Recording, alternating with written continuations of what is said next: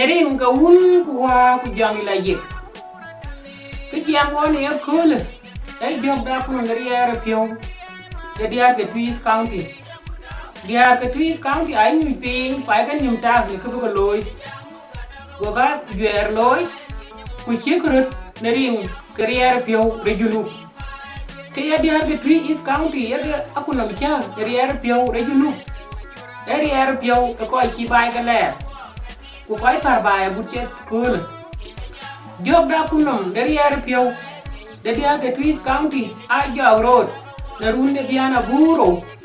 ku tir kuro ne paere dero ke ni detem go ka jwer loy ku ta kanim ku bu loy go ka ta e bu nyali do lay na ke pier chi nyali loy wo go ko bor yo wan go loy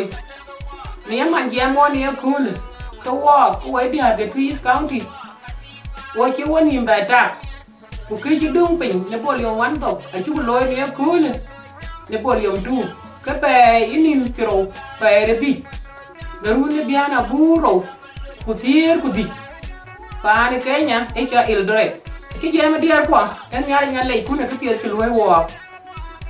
ki je no yen pa ni junu a wo ji a ko ai ka junu wo chi dang panda wo chi be to wo chi nim pin wo le ko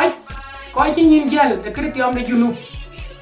wo le ma o gin ta ne bin chi a chor chi tem chuk a tem chuk kr bai ka chi gob de chi bi ata bi chen pa ni junu chen yu a le wo ko ma o gin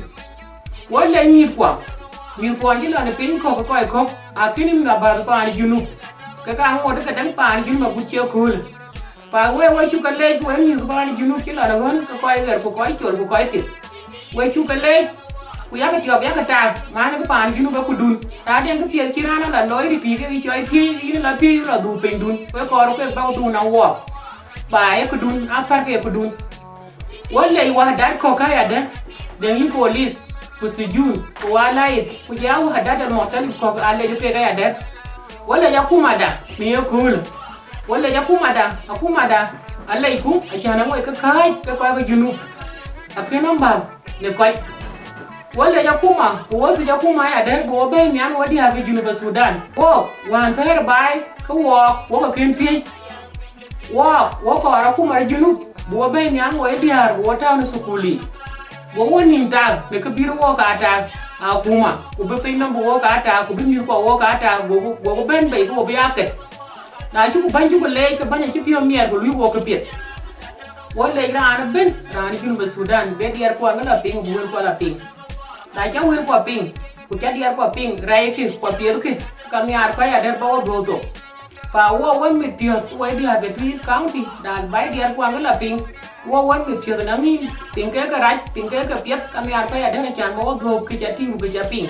na miar ya na chan ba wo gar ki gar walk sandu busta yer wo gar e dig ti dia bo dongan Kenya Eldoret nerin ko un kuwa ku jang la je ring kia ara ni jam an ga bande dia ke Twist County na ko ngri ar pio ni etar jam won choy ko ding ne berabit ani nyane tui wani tinga tui cha dole bene tui ke dia ben